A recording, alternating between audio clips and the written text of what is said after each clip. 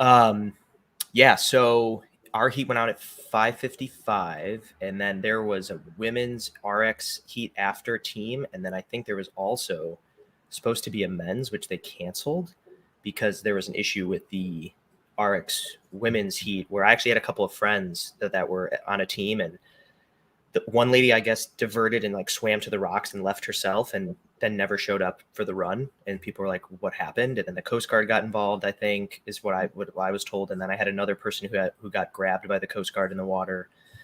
So I think after that they were like, "Ooh," so they just canceled the swim event for I think it was RX men's teams because it was so dark. Wasn't that so it was kind of scary? Didn't you do RX men's teams? I did intermediate. Oh, right.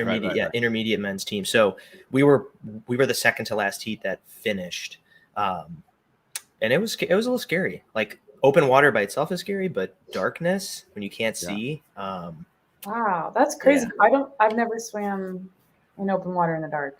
That would be scary for sure, especially the ocean. Yeah.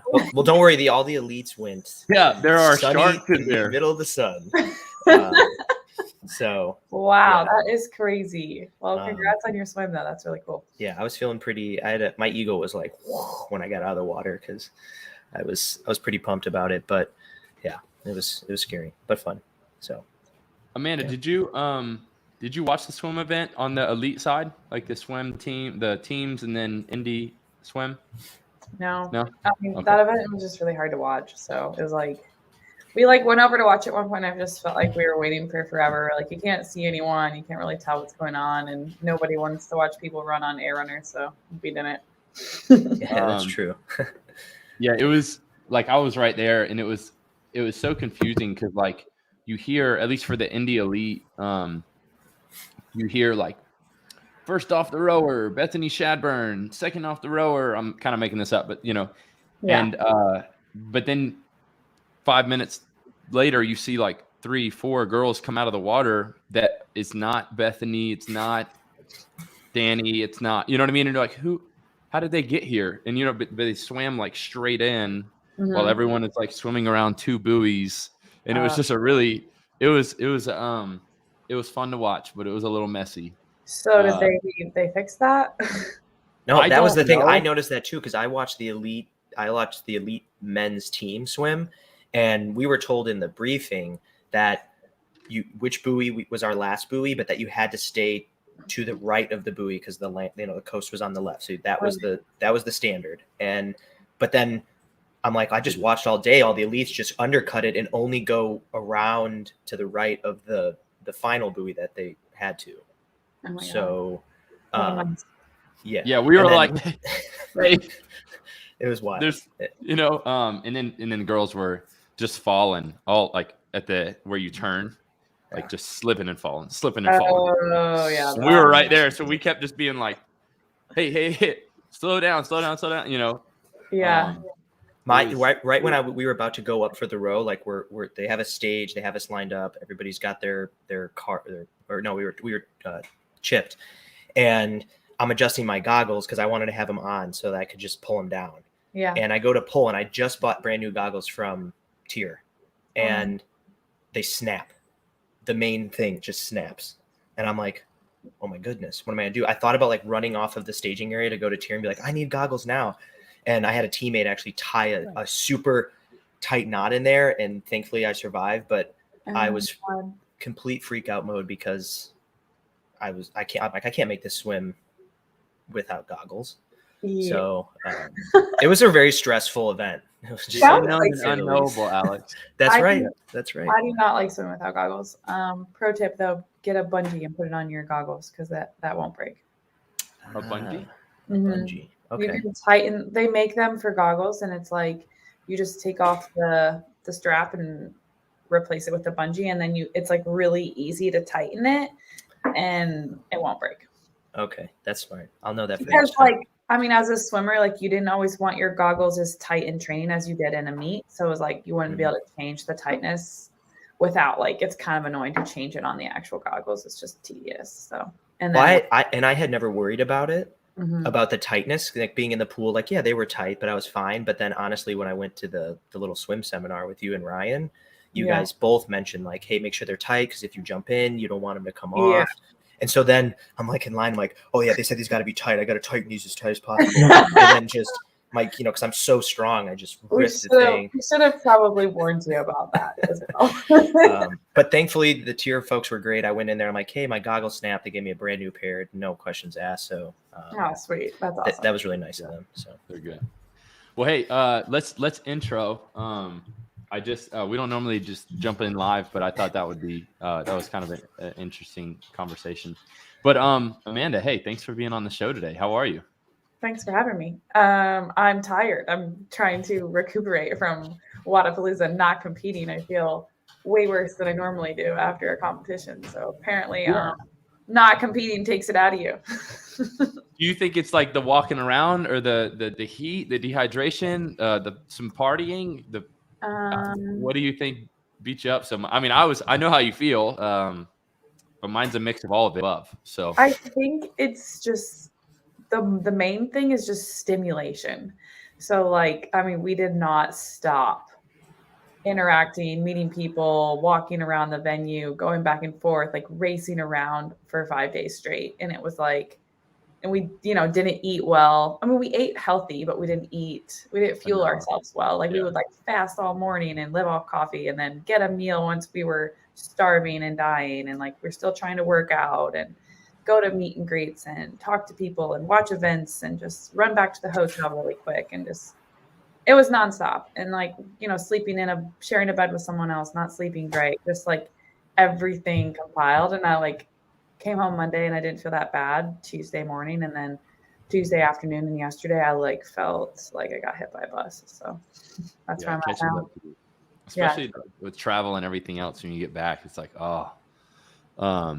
I feel you. Coop has his watch and, tracks his steps or whatever. And it was like about 20,000 steps a day same. that we did. And it was like, I'm not a big stander. Like we were standing a lot. I like to move if I'm going to. Yes, I agree. I hate standing. I'd rather be walking. I know. So even like during the events, I'm like, and of course, I don't compete at that level, but I was like, man, I'd much rather be working out and doing this stuff than this stuff. Like, because it was exhausting every night. And we had an Airbnb together, like a group of us, and a couple of the nights I slept on an air mattress, and that was like a brick with bubbles. Oh, so geez. Yeah, it was like I might as well have not slept. Like it was just horrible. It's like time to wake up, and I'm like, I don't know that I slept at all, but let's go. Like, let's get coffee, let's fast, let's eat what we can, yes, and then drink a bunch of friggin' more coffee and energy drinks. And that's what we did. And like, it's definitely like hard competing, but it's easier because you're taking care of yourself and you're getting away from the stimulation and you're going back and resting and you're eating good and you're prioritizing sleep. Like you feel better. Yeah, you're taking better care of yourself. Yeah, so it's just crazy. But I mean, I had the best weekend and it was so fun. So I'm really glad that I didn't compete and I got to do that. But but that was an interesting perspective, right? Like a different version, different experience for you. Do you why didn't you compete? Because I did Rogue, and like doing both was just it would have been too much. Yeah, I mean, I like training for Rogue that soon after the games was really hard for me mentally. I was like, oh, I don't want to be doing this. Like, it's too soon. And we're training for October. Like, normally I'm chilling during that time. So I kind of like, Rogue is impossible to turn down. Like, it's an incredible competition. Yeah. And obviously it's very hard to turn down Wodapalooza too, but Rogue happened first. I chose to do Rogue and I was like, okay, get through Rogue and then you can have some downtime. You don't have to compete until you actually have to compete, and like, just gave myself the break. So obviously coming into the weekend, I wanted to compete, and part of me is like, oh, maybe I should be doing this. But you have to make those decisions in competition. And like, I just don't think it would have benefited me in the long run to do it.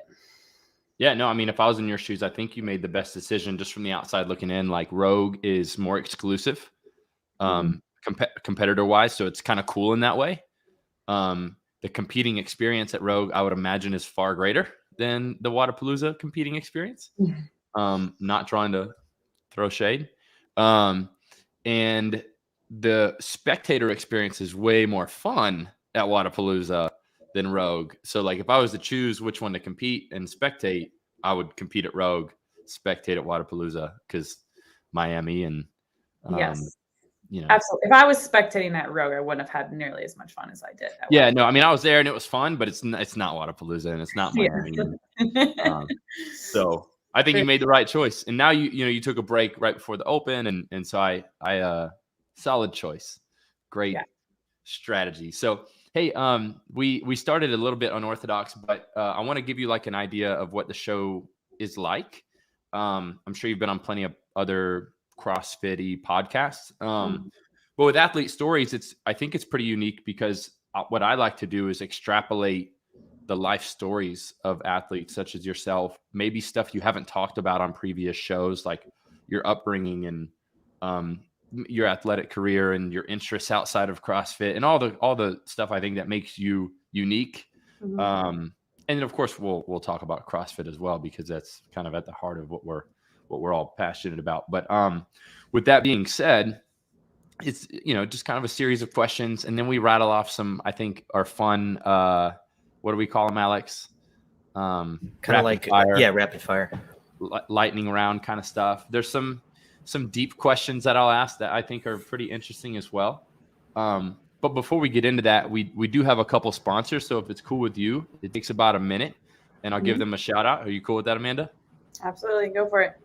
Sweet. So our first sponsor is WODproof app, which is a dope timing app for anybody that records their workouts. But recently they announced this new tool, which I think is incredible. It's called WODproof Bionic, and it tracks and analyzes your movement in real time with the goal of providing unique mobility plans for each user. So it's a new mobility app in the marketplace of CrossFit, and it's really, really special. So I recommend giving that a try. And if you already have a WODproof account, you get to use that right away. Our other sponsor is X Endurance, which I think Amanda's probably familiar with.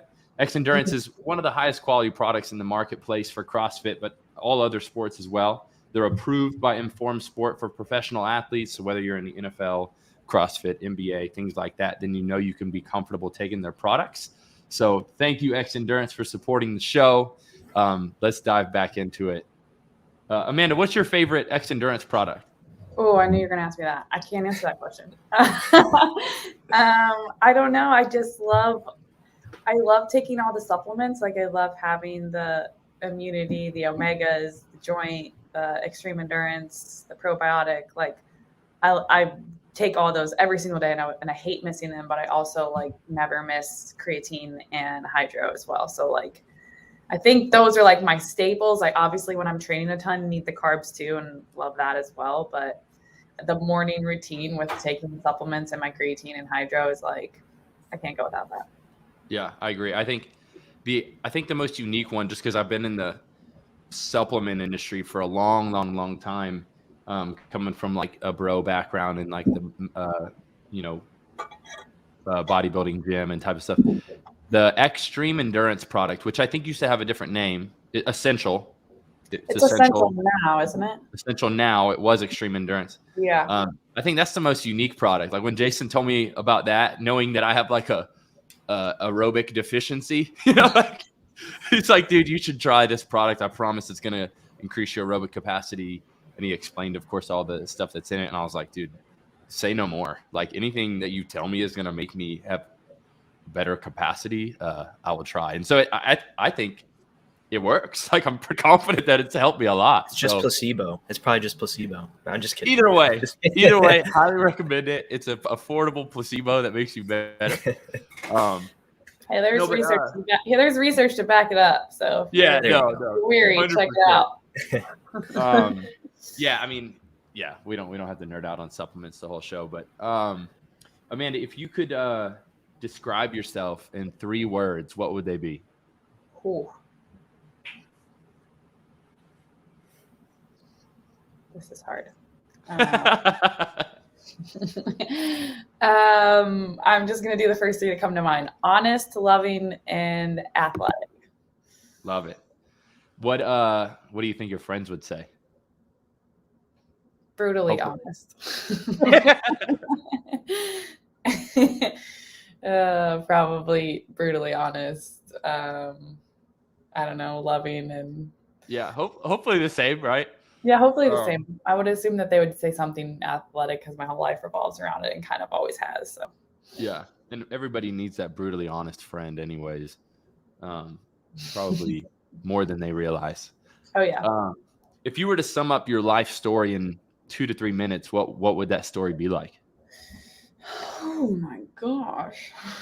The hell? So I would say I grew up in a pretty normal household in Ohio. Started doing sports from a very young age. Started with ballet, gymnastics, and swimming. Loved gymnastics, did that for many years competitively, and then loved school, loved studying. Moved on to high school where I wanted to achieve getting 12 letters. I don't know where I learned about that, but thought it would be cool. So I did volleyball, swimming, and track in high school, got 12 letters. Wanted to do a sport in college. Really wanted to play volleyball, actually, but decided to go the swimming route. My older sister was swimming in college, so I followed her. Swam for 4 years at Cleveland State. Decided I wanted to be a physical therapist. Pursued that, and had to study really hard in the process. After 4 years, I applied to physical therapy school. Got into that. Also found CrossFit at the same time. So studied my brains out and did CrossFit occasionally. Met my husband my husband now during that time. So got married, started CrossFit, and became a doctor. And then as soon as I graduated, I had the opportunity to try to pursue CrossFit more instead of taking a full-time job. So I did that. And here I am, fast forward a couple years, professional CrossFit athlete, no longer practicing as a physical therapist, and living the dream. That was a great job summing it all up in 2 to 3 minutes. Thanks. What's 12 letters? Alex, do you know what that is? I don't know, actually. Is that like when you get a letter for being on a varsity team? Yeah, like I varsitied okay. So like if the most you can get in high school is so that's 12. So it's maximum. Yeah, that's the maximum amount. Okay, I gotcha. Yeah, I only played. I wanted to make varsity my freshman year in 3 sports. Man, I feel really bad about my high school career now. You get a letter each year, and you had 3 sports. Yes. Oh, wow. 4 years, yeah. 3 it's sports, very uncommon, especially nowadays, but it was even uncommon then that like people did 3 sports. Everyone was specializing, like they played baseball, they played baseball year round, and they only played baseball in high school. And I refused to do that. I was like, no, I'm going to play 3 sports in high school and I'm going to be good at all 3 of them. I'm not going to specialize. And it was hard because I'm competing against people who were doing club volleyball year round, and they only played volleyball. And then in swimming, I'm competing against people who had been swimming year round, and like all fall I was playing volleyball. I wasn't swimming. So I would join swim season kind of behind and out of shape, and same thing for track. So I did that mostly for myself, but it was really good because it kept me busy, and it kept me, I think it makes you more athletic to do more sports like that, as opposed to if I would have just played volleyball my whole life. I think I'd be a different athlete today. 100%. And I think obviously that speaks to kind of the CrossFit methodology of being generalizing as opposed to specializing. But even in my limited athletic career, I came from bodybuilding and then powerlifting, which as a bodybuilder, I really constructed my programming around more traditional powerlifting. And then now I do CrossFit. And so I've seen, when you start, for me, when I started CrossFit, there was a dip in a lot of my strength. So pure strength or, whatever, bench, squat, deadlift, press, things like that. But over time, they actually went up. Even though I'm running, I'm jumping, I'm swimming, I'm throwing. Now I'm squatting and lifting more than I was as a power lifter. So I think that clearly there's something to be said about properly generalizing, because of course, if you're just overdoing it, then probably not going to see much gains, or if you're not supplementing or healthy and sleeping and all the other things that we know are important. Right. But man, you were kind of born and bred to be a professional CrossFit athlete. Then you're. I mean, I didn't know it at the time, but I definitely was. Yeah. Now, for me, when I was younger, I wanted to be a strength and conditioning coach for professional sports.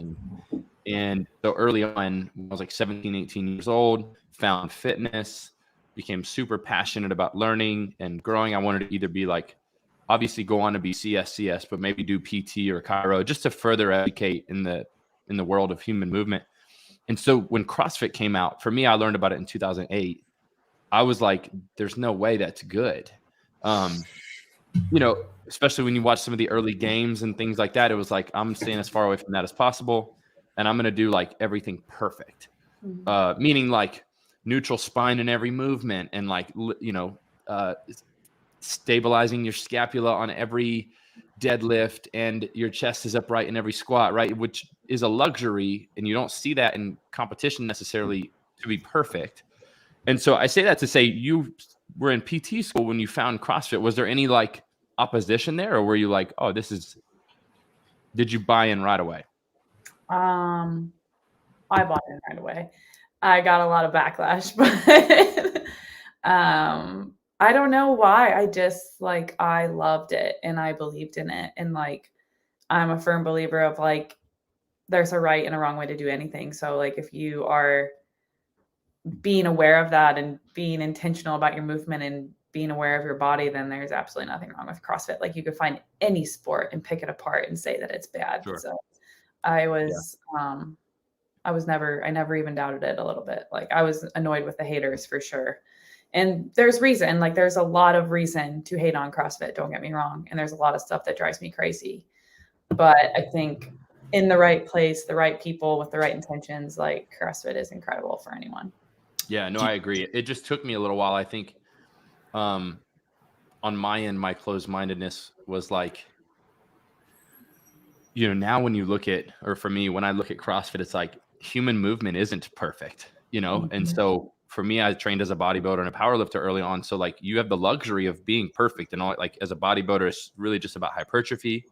As a powerlifter, you have 3, I think, very simple movements. Olympic lifting is where it gets much more complicated. So you do have the luxury of lifting pretty perfect, like all the time. Mm-hmm. But in the real world, you don't really have that luxury, right? There was a time where I was driving by and witnessed a car accident and had to help somebody get out of a car. And I had to like pull the door out. Like things like that aren't right. You know, it was like, yes, I was twisting and I was moving, you know, and when I look back, I'm like, oh, that's CrossFit. Like I did not have a neutral spine. You know what I mean? Like my left leg was not parallel to my right leg. It was like all this weird stuff to help. And I was like, oh, okay, there's value in having like a strategic misalignment or I don't want to say bad form. But so I'm a big fan of CrossFit now, but do you think that, I'm wondering if Amanda, if you think that that's given you an edge having a PT background, because I mean, I can tell you like our gym has a PT that floats around and everybody flocks to him for advice, injury screens, etc. Like, does it put you ahead of the curve in terms of being able to identify weaknesses, movement patterns, etc. that maybe somebody else, you know, obviously at this stage, most of the CrossFitters have those resources, but you have it within you. So does that give you even a little edge over everybody else in that sense when it comes to staying healthy? In the sense of staying healthy, yes, it helps me. In the sense of being a great competitor, it hurts me.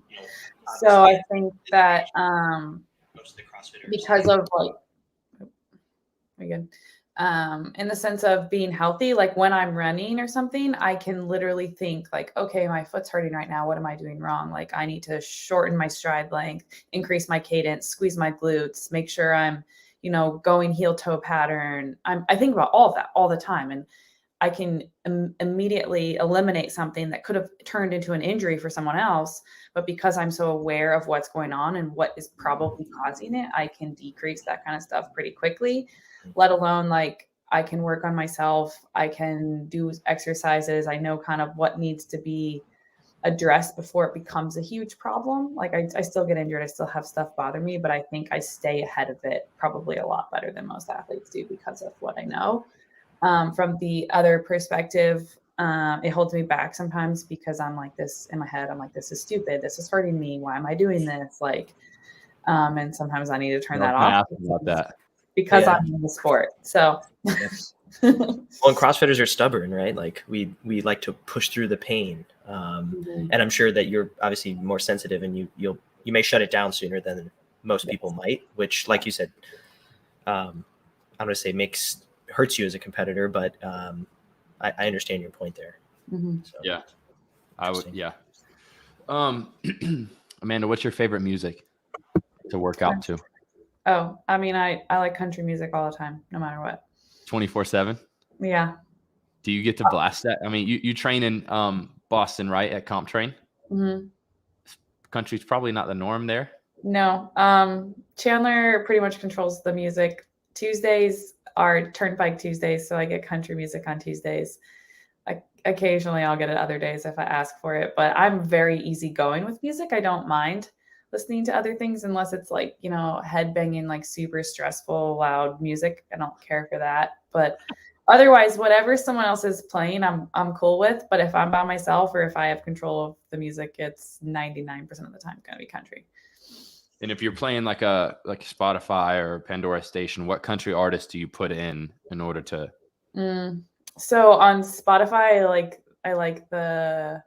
I do like today's hits country. Sometimes, other times I do new boots, which is like they throw in new songs every once in a while, which I love that. I think that's probably my favorite playlist. And then I guess occasionally I search artists, but that's not something I do very often. If I were to, I really like Thomas Rhett and King Brown, Cole Swindell, all the dudes of country. Yeah, I'm still stuck in Pandora world. So like you have to type in an artist. I know I'm like the lamest person I know that still uses Pandora. I didn't know that. My husband still uses it too. You're not alone. I'm like 5 years behind, I guess, because anytime people are in my car, they're like, "Are you on Pandora?" I'm like, yeah. I just started. I've only been using Spotify for probably maybe a year or two now. I'm still like very behind. Like I don't have like a ton of my own playlists. Yeah. Like most people do, and like no, I just use the standard playlist and like occasionally will make my own, but man, yeah, you're like your Pandora's like core business. You're, like if they lose you, like you're gonna owe the shareholders some explanation. That's wild. Yeah, I need to get them to support the show. Yeah. Amanda, where are you from originally? Where are you born? Ohio. Okay. And then how long were you in Ohio? So I mean my whole life until the last year. I went to Cleveland State for my undergrad, which is Northeast Ohio, and then I moved to Southwest Ohio, the University of Dayton, for grad school. And that was kind of where CrossFit took off for me. That's where I met my husband. I had a really good coach there for several years. And then last year, moved to Massachusetts, Boston for Comp Train. What was that move like for you? I mean, you must be kind of a homebody if you decided to stay in Ohio for that long. Oh yeah, I'm a big homebody. I mean, it was challenging, obviously, moving. I mean, I didn't really want to come to Boston per se. Like I'm not here because I want to live in Boston. I'm here because of CrossFit. So knowing that there's a purpose behind it and it's serving the purpose, and you know, I'm surrounded by like-minded people in the gym and it's, you know, it's enjoyable. The move isn't a big deal when you look at it that way. And I know it's not permanent. Like it probably won't live in Boston forever. Yeah. Yeah. I mean, that's the luxury they have, especially at our age. We can really, I mean, in America, we can really live anywhere, especially with how work is these days. Now, as a PT, obviously, do you think when you retire, you'll just kind of automatically go back to PT? A 9-to-5 PT job? No. Absolutely not. Am I going to use my degree in some fashion? Absolutely. I didn't go to school for 7 years to just never use it again. I actually like my license renewal is up this month. I was just submitting it this morning. Like I'm keeping my license active, even though I'm not using it because it means a lot to me. How often do you have to renew it? Every 2 years. Okay. Yeah. I mean, especially, I mean, it's the 21st century. I have a couple buddies that are PTs and even chiros, and there's like this evolution of being a PT where you can create content and you can monetize online and you can really help some people with quality content through Instagram and YouTube. And I mean, you can still see patients if you want to, but you don't have to be in the office from 9 to 5 to like have to pay your bills. Right. especially obviously you have a following now, so that'll probably be a pretty easy segue when that time comes. What do you think motivated you to be a PT? Was there like an instance or like an experience in your life where you're like, I want to be like that person or something like that? No, I don't have some like crazy injury story like most people do. My sister was injured a couple of times, so I went to PT with her. I remember like really liking that, like the rehab setting. I thought it was so cool.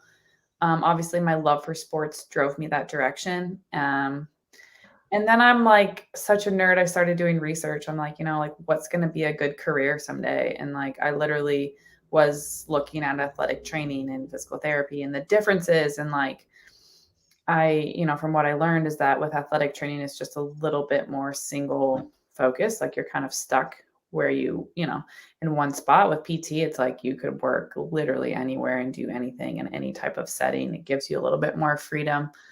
So that was kind of why I chose the PT route. Like I'm the typical athlete who's like, oh, I want to be an athletic trainer. But then once I did more research, was kind of like, it doesn't seem like the opportunity is quite as good if you're looking for the ability to change directions at any point. So yeah, that was kind of what set me in that direction. I set my mind on it as like a freshman in high school and it never changed.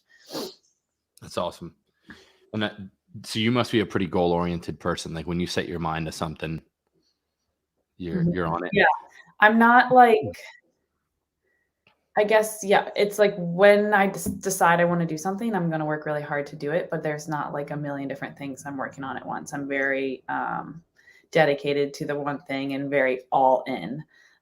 So getting to PT school was that, and then getting through PT school was that, and now it's CrossFit. So it will be fun someday when it changes to something else. And, whether that's family life and business or whatever, the combination of both. But that is definitely my personality. Yeah, I can empathize. What is your earliest memory as a child? Oh my God, I have the worst memory in the world when it comes to memories. Yesterday and my friends hate me with this. They'll like tell a story and I'm like, I don't remember that. And they're like, how do you not remember that? I'm like, I just don't. Like I don't remember like instances and circumstances well. It's really strange because I had to memorize a lot of stuff to get through PT school, and I like can remember different ranges of motions that are required to like do stupid things, and numbers. I'm really good at memorizing numbers. I know like everyone's birthdays, but memories, not great. So, and like that's so broad too. Like what like what? I mean, sometimes it throws people for a loop. Sometimes people are just like ready. I could probably come up with something, but I've got nothing right now. We'll circle back. It'll hit you about 20 minutes from now. You'll probably be like, you know what? Because I'm going to keep asking you questions. So you mentioned your sister had a couple injuries. So you've got siblings. How many siblings do you have? I have 3. I have 2 older brothers and a sister. Oh, she's older too, but we're closer in age, so it's not that different. Are they athletes as well? They were, not anymore. So both my brothers did like football and basketball growing up, and they both went in the military. And then my sister did pretty much everything with me growing up. Once we got to high school, we both quit gymnastics, and she kept doing ballet, which I had quit that several years prior. So she was doing like her sports in high school were like, she did volleyball a little bit. She did cheerleading a little bit. She was kind of like, I wanted to try everything, but didn't really keep doing it. She really loved dance and swimming. So that's what she did all through high school. And then in college, she ended up swimming with me. So we swam together at Cleveland State, and we were roommates for 4 years, which was awesome. She's my best friend. So we're very close. Oh, that's awesome. Not everybody gets to say that. That's really cool. What do you think was your favorite sport? Like if you had to choose just one back then, what would it be? Oh, volleyball, hands down. I mean, I still miss volleyball so much. So I can't remember how I got I think I just literally wanted to find a sport to do in 7th grade. Because, you're like 7th grade's like the first year you can do sports within the school and not just like club stuff. Yeah. So I wanted to try out for volleyball. I had a coach like help me kind of like teach me how to play. I'd never played in my life. I made the 7th grade volleyball team, and then I wanted to play more volleyball. So I did club. Volleyball is the only sport that I like really took the extra time to do out of season stuff, which was challenging because I still was like swimming and running track, but I played club volleyball at the same time for 6 years. So I did it like 7th, 8th grade and all through high school. And I went to like recruiting camps and like really wanted to play in college. I just had like so many different coaches throughout my volleyball career, and volleyball is so political, and it's like you play because the coach decides you're going to play. And that was hard for me. So like I would get benched sometimes for no reason, and then I would get thrown in at the last minute. Like I was really good under pressure. So I had coaches that would throw me in when there was pressure, but wouldn't, would play the political game and wouldn't let me play the whole game. And then, but when it counted and other girls were cracking under pressure, they'd put me in. And then I went on a few recruiting trips for colleges, and I'd go watch the game and I'd see 6 girls on the court and 14 on the bench. And I'm like, I'm not doing that for 4 years. Like I am not taking that risk. Like if I sit the bench for 3 years and get to play 1 year, I'd rather swim, because I knew in swimming, no matter what, I was going to get to swim. It's based on your time. It's not based on their opinion. It's who's the fastest is on the relay and who's the best swimmer. You prove yourself easier. Yeah. And I kind of, like I would never regret it. But like there was many years where I was like, man, I wish I was playing volleyball, just because I truly, truly loved the sport. But I wasn't willing to take that risk at the time. So that's interesting. I've never obviously thought of volleyball as a political sport, but it's just, compared to swimming, it is. Yeah, no, 100%. I get the team dynamic is different because swimming is so objective and measurable. Yes. Call it political or call it subjective, whatever you want to call it. It is definitely based on someone's opinion versus, it's easy to say like who's actually better. Like you can look at kill stats and stuff like that, but it's not. It's just data. Good. It's not as black and white as I touched the wall before that person and won the race. Yeah. What do you think? What sport that you've played or participated in do you think has contributed the most to your CrossFit career? God, all of them. Honestly, I know like I don't know if I took out one. Probably gymnastics as a child, honestly, because it taught me body awareness. It taught me strength. Taught me to walk on my hands. I think without that, I'd be a different athlete today. For sure. And I don't, boy or girl, like my kids are going to do gymnastics because the body awareness is so valuable, Yeah. Like for me, again, bodybuilding and powerlifting, like the gymnastics part of CrossFit is the hardest part. Like throwing your body, you know what I mean? Like over and over again and just having that control. And then just the foundational element, like that your healthy joints and ligaments and flexibility and mobility. So I would probably agree that, especially when you look at all the other competitors, some of the ones that do the best long term usually come from gymnastic backgrounds. Not in every case, of course. Right. Totally agree. Did you have a nickname growing up? Did people call you anything other than Amanda? My mom calls me Cupcake. Okay. Really lame. No. I have a few friends that call me Mandy, but not many. What did you at some point like how does some people call you Mandy and some don't? Because I feel like that's a totally different name kind of than Amanda. It's like a different version of you. I don't know. I just have a few friends and they just started calling me that, and like it's probably like only 2 or 3 of them. But yeah, I don't know. They don't always call me that, but that's funny. You have you ever been in trouble before? You don't seem like you have, but like in middle school, high school, what's the most trouble you've ever been in? I had to put my name on the board in 2nd grade when we had a substitute teacher because I was talking. Is that your earliest memory? Maybe, yeah. I definitely remember that and being traumatized by it. So was that like the last time you've gotten in trouble? Yes. Wow. The straight and narrow. I am a type 1 rule follower to my core. That would have helped me out a lot. I'm whatever the opposite of that is, type 2 or type 5. I don't know. I've changed though. But you're a believer, right? You're a Christian. Mm-hmm. How long have you been a Christian? Or is that like, were you kind of natural or born that way? I was raised in a Christian house, so it's like the story's not like super special or anything. Like I've kind of, as soon as I remember, like having a faith and believing, and like, I mean, like anyone, kind of gone through ups and downs with it, and times where I've drifted, but always come back to my faith and realizing that, it is truly what I believe, and I feel very strongly about that now. Was there a time like maybe in maturity, like high school, college? Because I think that's where, as a young believer, which I wasn't a believer at that age, but for my friends that maybe grew up, that it's like normally there comes a time in like 10th grade when it's like partying, or like first year of college when you're like, wait a second, I kind of have to choose to be different. Is there anything like that for you where you were like, all right, I'm committing as an adult to being? I remember like when I got baptized, I was like 8th grade or something like that. I went to a church camp, and just like, being around other people that are the same, and you like realize that it is okay to be different, and that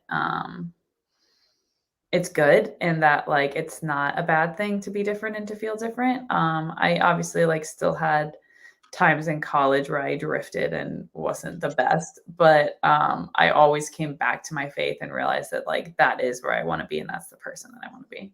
Yeah, that's good. What was your first job? Or did you work at all through college and high school, anything like that?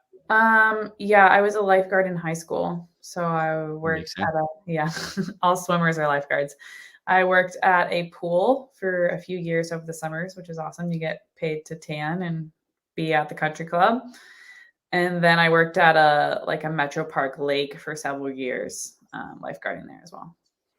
As a lifeguard, so like home base for me is Jacksonville Beach, and I'm born and raised in Florida. So been around lifeguards a lot, just hanging at the pool and stuff. Not a great swimmer myself, but that's irrelevant. Oftentimes I look at lifeguards and I'm like, they seem so bored. Maybe I should talk to them, like, because I'm a social creature. So I'm like, but then I'm like, well, no, I don't want this chick to think I'm hitting on her. I'm just trying to be nice because she looks so bored. So for you, like, you were totally hitting on them. No, I mean, like, I didn't always follow my intuition. Normally when I was like, well, she's going to think I'm hitting on her, and then I just leave it. I'm like, no, I'm not going to do that. Unless I wanted to hit on her, which is totally different. But like, anyways, from your perspective as the board lifeguard, do you want people to talk to you or no? I probably feel differently now, but no. Like, I feel like most of the time you're just like scanning the water and enjoying sitting in the sun, and you don't want people just to come over and talk to you. Yeah, well, more or less advice for some younger people that are watching this, because most lifeguards are younger people. But I just remember being like, I wonder, and I never really, now I'm more candid. I would just be like, hey, do you want someone to talk to you? Like, and they're like, oh, it doesn't work as well. I'm good. Go away. I brought you a book. Like, yeah, you're not allowed to read. You're trying to watch people's lives.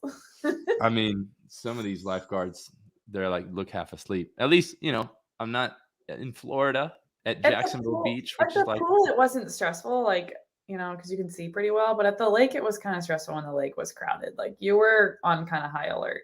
Yeah, and dark, open water. I mean, we learned from Alex how scary that can be. Yeah.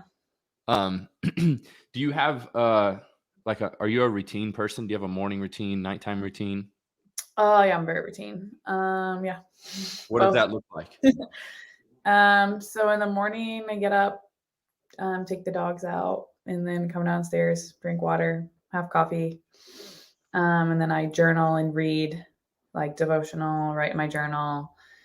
And then I kind of like look at my schedule for the day, and then I make breakfast, and then I go to the gym.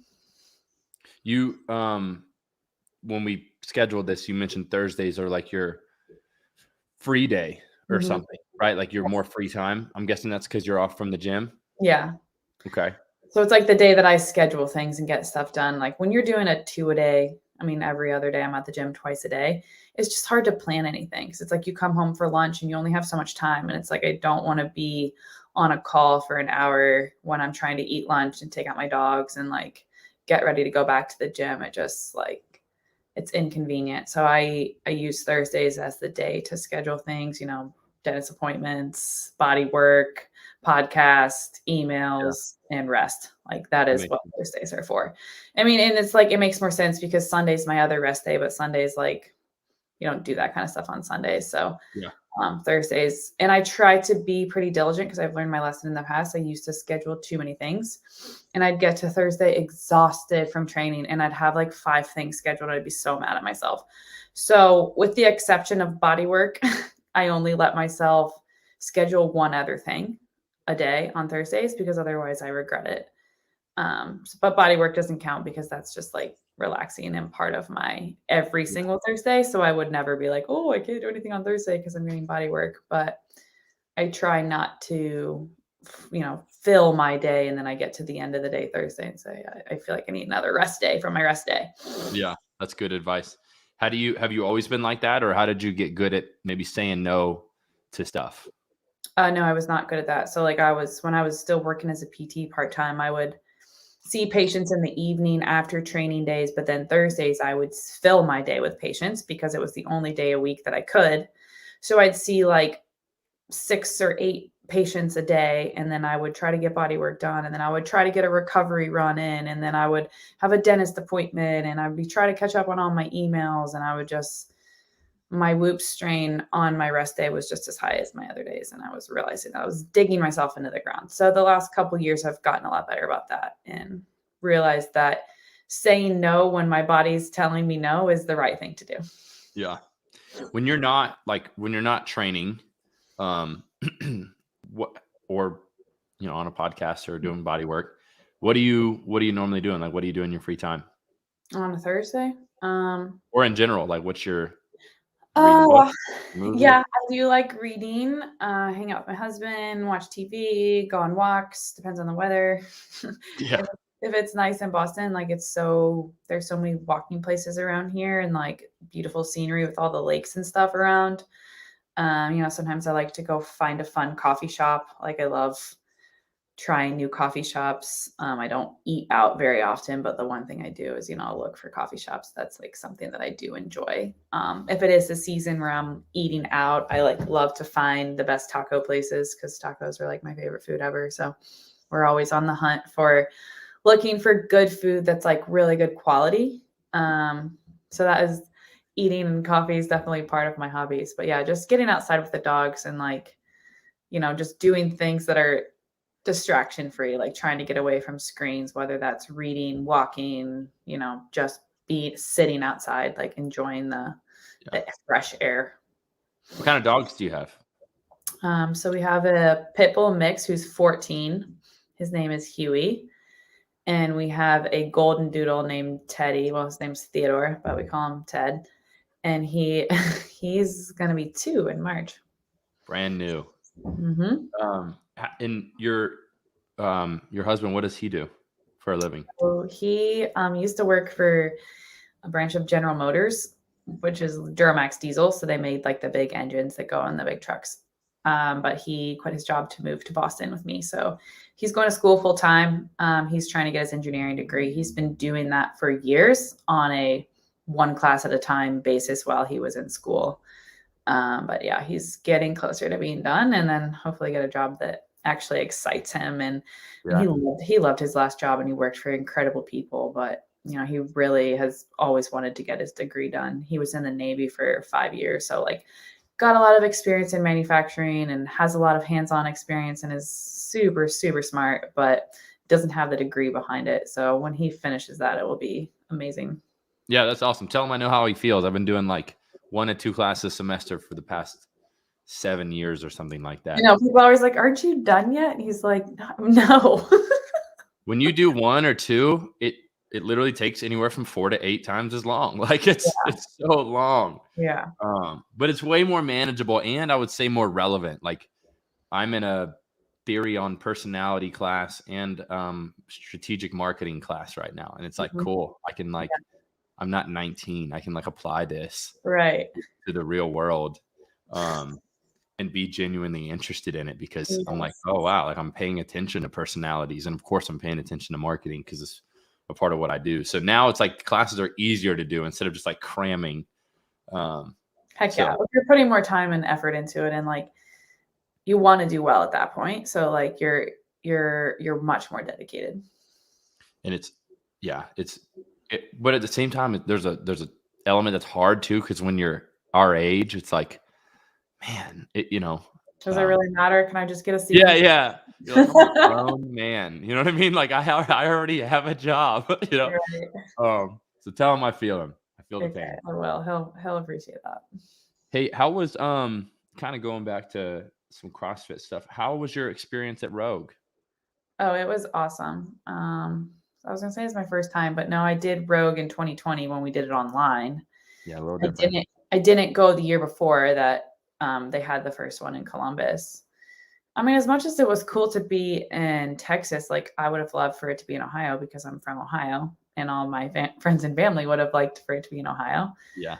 But I mean, the athlete experience was awesome. They like brought us in, we got cowboy boots and hats and just like they just make you feel so important and you're excited to be there. Like as soon as you get there, the workouts were fun. The being in the baseball stadium was like such a cool environment. Like coming out of the dugout to go on the field, I was like, oh, this is sweet. So yeah, you felt close to the fans and just, I don't know. It was a really good weekend. I really did have fun. I didn't feel prepared like physically to be there, but I knew that going into it. So it was okay.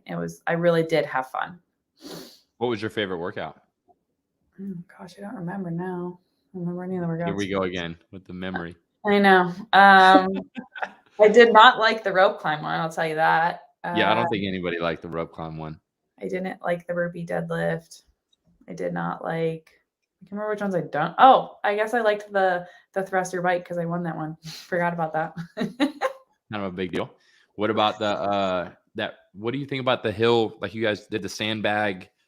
Was that the same as the hill? We did the hill twice. But the second time I liked it because we did it with the GHD ski erg. Yeah, that was that workout was fun. It was just like a gut check, but it was a fun workout. Yeah, and from a audience perspective, it looked hard, but it doesn't look as hard as it is. It was steep, yeah. It was hard to run down it with any sort of control if you wanted to run fast. You just felt like, oh. Yeah, and that's a risk, and especially being a PT, like when I run downhill. A PT with a bad ankle, so I was just like, don't think, just run. Don't think, just run. I might just slide down it or something. I mean, I would much prefer that than a real grassy hill where there's actually unknowables in the grass. Like seeing that, like the chances of me rolling my ankle on that was, I mean, it's man-made. It was flat as a board. So it was about as safe as it gets. Yeah, true. There's no like roots and like divots in the ground. And I mean, running in grass makes me so nervous because you hit a divot and your ankle's just like, yeah. And you just regret it. You're like, why did I do that? I could have. I've been there too many times. Yeah. Yeah, I used to skateboard, so my ankles are just destroyed at this point. So I know how that feels. Who's your favorite like all-time CrossFit athlete?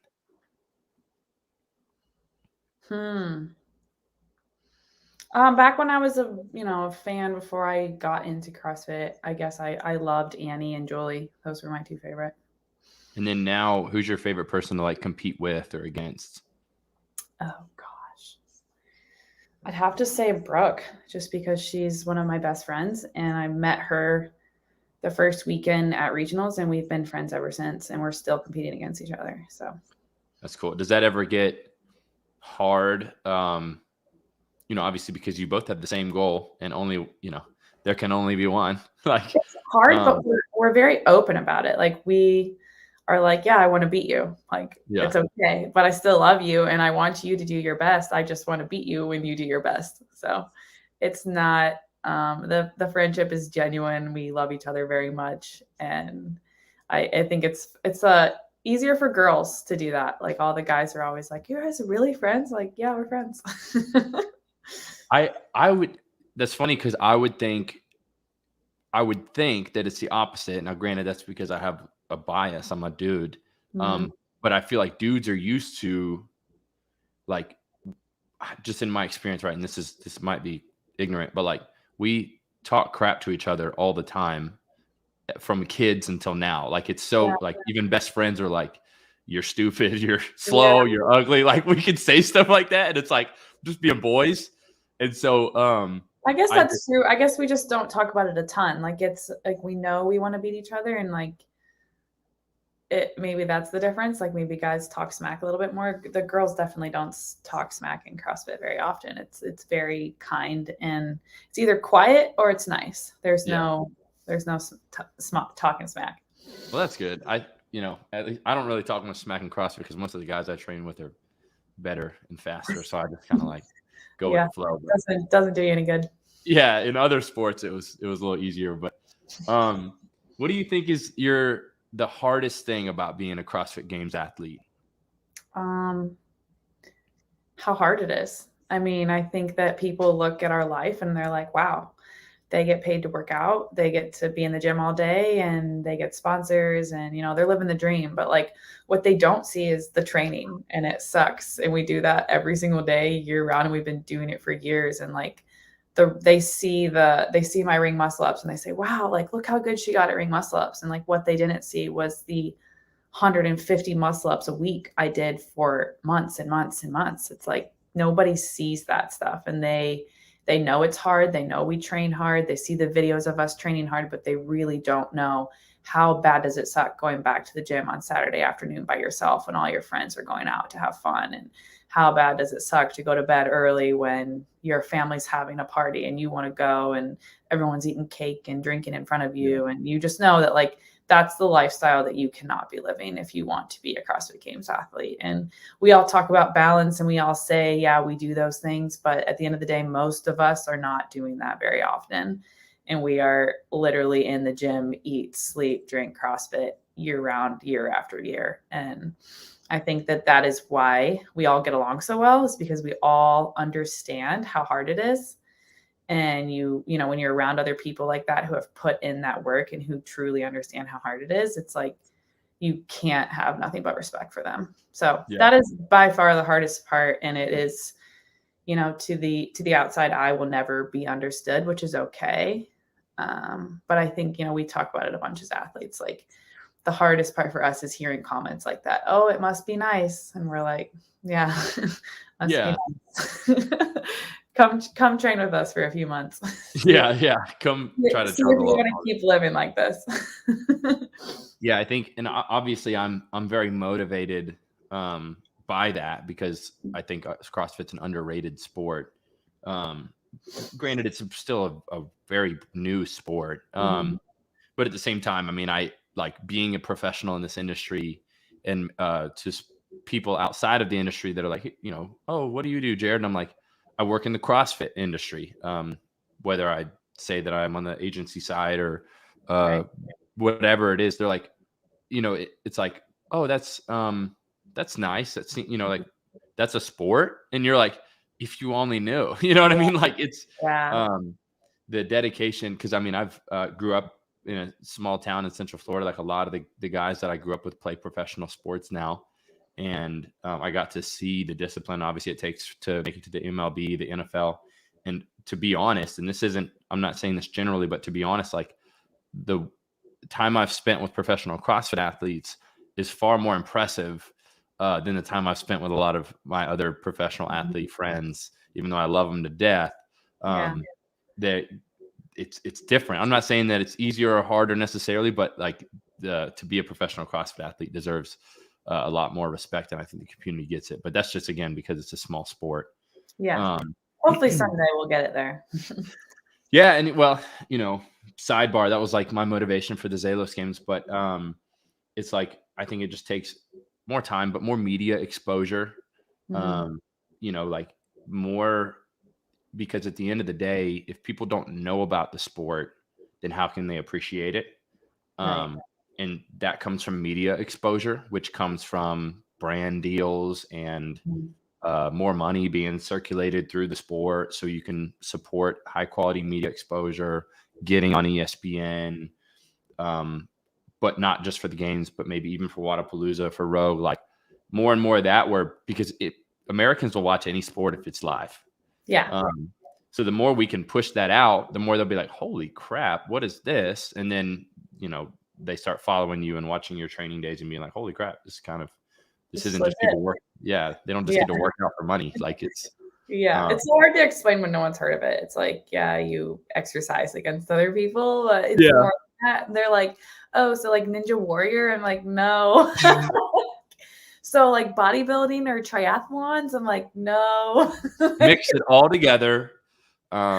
So hard to describe. People have no idea. It's so hard to describe. Yeah, I can't imagine. I mean, on your end, it's the same but worse. People are like, what are you doing? You're like, I'm a professional CrossFit athlete. And they're like, oh, what else do you do? It sounds so dumb saying it. No, I don't anymore. I'm like, I'm a professional athlete. And they're like, yeah, I mean, it is what it is. I'm like, CrossFit. And they're like, oh. True.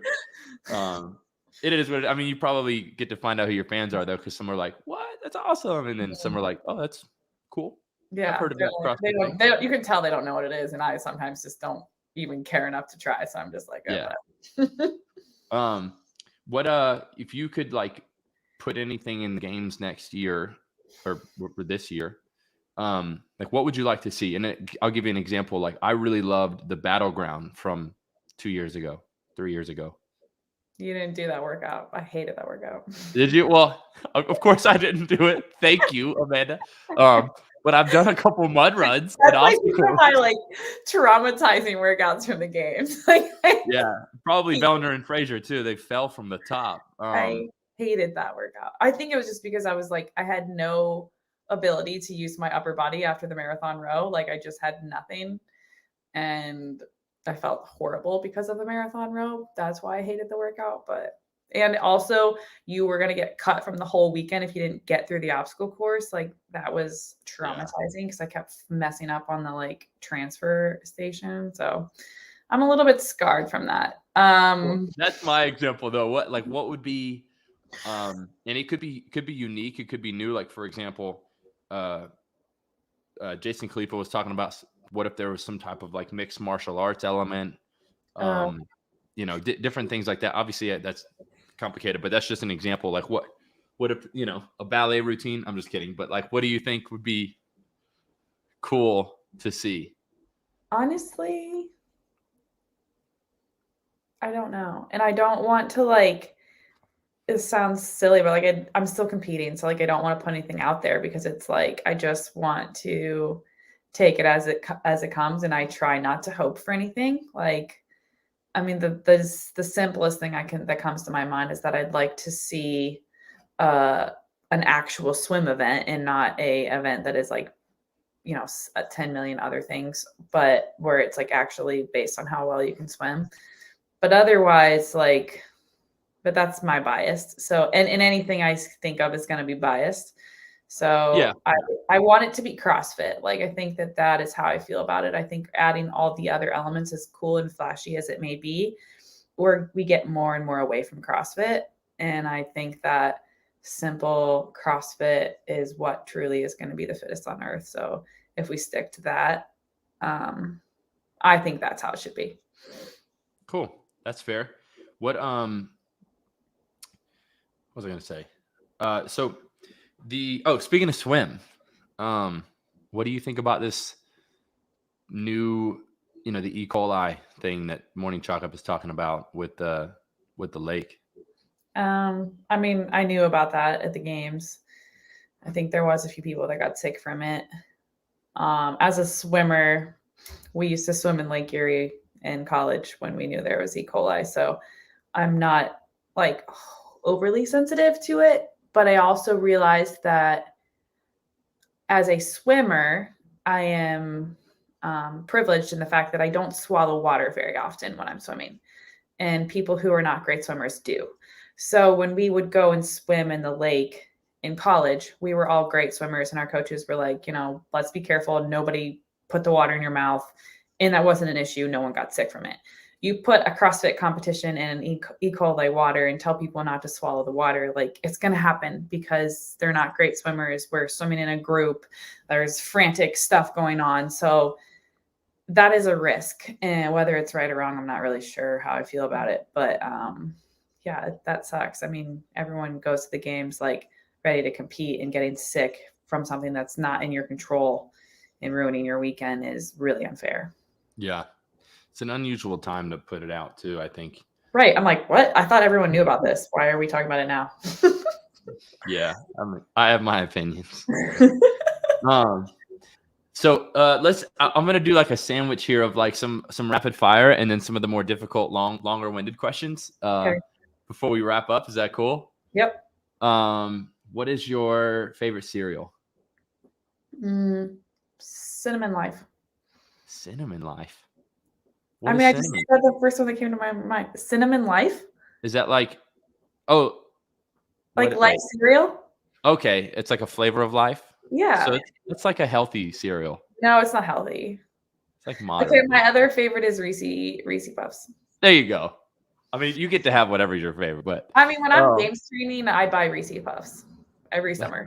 That's yeah. Those and Captain Crunch, I think, are like the best. They like cut up your mouth though. Yeah, it's true. It's been a long time. I'm like an eggs and oatmeal guy, so I never last year. I bought Captain Crunch last year, Cinnamon Toast Crunch, Reese Puffs, and Life. And then you get like, yeah, it's like all in here. This gets kind of tough. It's been some time. Summer or winter? Summer, hands down, 100%, always.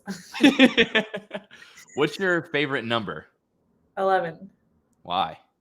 I don't know. It was a volleyball number when I was younger, and I just love the number now. Okay. Favorite cartoon show as a kid or now? Oh, I mean, I loved Winnie the Pooh. I don't know about the show, though. I just loved the character. Old school. Yeah, for sure. Show? Gosh, I loved, like, Hey Arnold and Doug. What if you could put anything on a big blank billboard for anyone to see, what would the billboard say? You are loved. That's what mine would say. Really? Yeah. To the T. That's awesome. I was gonna say Jesus loves you, but I'm like, no, people don't want to see that. They just want to know they're loved. So yeah, yeah. I feel kind of guilty sometimes as a Christian about that thought process. You can't put Jesus on there because people won't accept it. They're like, oh. Yeah, they're like, no, he doesn't. But if you just say you are loved, I think they'll accept it. That's so good. That's so ironic at the same time. That means we're good Christians, right? I hope so. Sometimes I'm questionable, maybe, but so yeah. Here's a good question. If you had to choose between this will test you. If you had to choose between it's called the trolley dilemma. If you had to choose between a loved one, let's say there's 2 tracks and you have control of the train, and the train has to go on one track or the other, and on one track there's a loved one, but on another track there's 5 strangers. Somebody has to die. Which way are you making the train go? I'd like to think that I don't have control of that. That's such a cop-out. I'm serious. I don't have control over that. Okay, so if you do have, like, you have the button, and you can like legitimately stop it. No, like it has to go on one way or the other. I mean, that's so hard because it's like, all right, I don't know. I can't do it. We had this conversation at Buffalo Brew. It depends who the loved one is. Like, wow. Like, I'm just kidding. But like, are you gonna save 5? Like, letting 5 people die? Yeah, it's a tough one. Let's say 100 people, 1 loved one. What are you doing? I'd probably save the 100 people. I would probably do. Definitely, I would do the same. 5 would be a little bit easier to choose the loved one. Yeah, you're like, who are they? Who are they? Yeah, I mean, just think about how many people die all the time, and we don't blink an eye about it. That's fair. But if you lose that loved one, you're going to be blinking a lot of eyes. So yeah, that's selfish, though. I mean, that's totally selfish. Like, to me, like the right answer is to save more people no matter what. But yeah, but no, I mean, if we want to get into the nitty gritty of it, like the one person could go on to cure cancer, and the 5 people could be not good people. Right. Yeah. So obviously there's more, if you have more context, it's a different question, but it's just like a simple psychology question. I feel very stressed about that question. Like, I don't like questions like that. I knew you weren't going to like it, but I felt obligated to ask. We got to mix up the show a little bit. Oh, I'm stressing now. I walked into Buffalo Brew at CrossFit Mayhem in Cookeville, and they were having this conversation, and it was very entertaining to say the least. People say, so I feel better about myself. Oh, some of them are very wholesome, and we're like, I would save the 5, and then some are we're like that's good. I would kill the person myself, or the 5 people or whatever. No, it was a fun conversation, but it was definitely got like, I want to say heated, like not in a bad way, but just like, oh my gosh, like what? How would you do that? Yeah. More hypotheticals came into play, and some of them, their loved one was there, and it was like, of course I'm gonna pick my love. But it was a fun conversation. I enjoyed the hypotheticals, and I think it changes. If I had kids someday, like, people that have kids like don't even hesitate with questions like that. So yeah, and that was kind of the thing. It was like some of their examples was like, if it was my dad, he would kill all 5 people to save me, like with his bare hands. It's like, and I don't know. I don't have a kid I'm not married. Of course, I have loved ones, but it's different when it's a spouse or a child. I'm sure. Yeah. So we'll go back to some lighter ones. Pizza or tacos? Oh, I hate that because they're both my favorite, but tacos win over pizza. Way more practical, right? Like long term. Yeah. Like my 2 favorite foods are tacos and pizza, but tacos is 1 and pizza's 2. Same. And you can put anything on pizza and tacos. So really you can have like breakfast pizza, breakfast tacos. That's true. Yeah. Anyways, if you could talk to animals or know all languages, which one would you do? Know all languages. Yeah, I probably wouldn't want to understand my dog. She would talk so much. I mean, it would be really cool to talk to animals, but I think I'm very practical, knowing all languages. But if you're that person that just knows what like that animal is saying, actually, you know what? With it's not going to change the world. Like, you know what I mean? Like, how are you going to change the world by talking to animals? Like, you could really help people knowing a lot of languages. Oh yeah, for sure. And plus, like with the way birds are, you would probably be so annoyed if you just hear birds. Shut up. Yeah. Or like maybe they're funny and you're just always laughing. But yeah. I hate birds, so unlikely. It's fair. You're a reader, right? You like to read? Mm-hmm. What are you reading right now?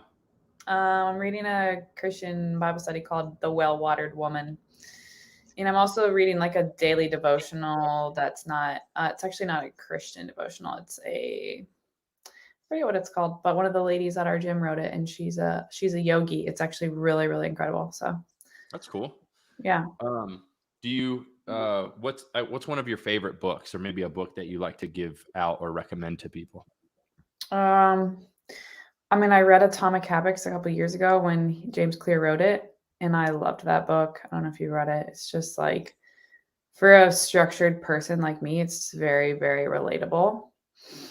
I also read a Christian book by Jeannie Allen called In Your Head, or Get Out of Your Head, or something like that. Great book. Those are probably the 2 that pop to my mind right now. I think 2 people so far in the past couple of weeks, have said Atomic Habits. Carrie Pierce last week, I'm pretty sure. It's a great book. Yeah, it is. Kudos to him. He did a really great job with that book. Texting or talking? Texting. Okay.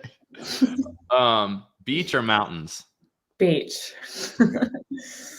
If you had to, maybe draw up a pie graph or attribute a certain percentage of your success as a CrossFit athlete, or maybe everyone in high level CrossFit athletics, how much of that would you say is hard work, and how much of that would you say is genetics? Ooh, that's tough. I don't want to be lame and say 50-50, so I might come up with something better, but I would say this is going to make people mad. 70% genetic, 30% hard work, because, you know, you could take two people of the exact same genetic makeup and work, or different genetic makeups and the exact same work ethic and effort and dedication. And there's going to be lots of people who are never going to make it. Yeah. I think that's fair. It's always interesting getting people's feedback, but with you being, you know, a PT and having an understanding of some people just aren't built to last that way. I firmly believe just because you work hard doesn't mean you're going to make the CrossFit Games. And that is, I think, sometimes a fallacy that's put out there. Sure. I mean, if you're preconditioned to, you know, back injury, or if your genetic makeup is like a long torso and short. Yeah, there's just certain things that, sometimes you just see people and you're like, you know, they're working so hard, but they're never going to get there. Yeah. And that sucks, but that is the reality. Last but not least, and thank you for taking the time. This might have gone a little longer, but it's been fun. How do you want people to remember you? I just want to be remembered as being kind and loving to other people. I think that we're all here to make an impact on other people, and I hope that I'm doing that in some fashion. I'm sure you are. I think you are. Thank you. Amanda, thanks for being on the show. Thanks for making the time. I know you've been traveling and everything else, so I appreciate it. I hope that you feel better, and I hope you have a great rest of your rest day. Thanks again for coming on. Thanks for talking to me. Absolutely.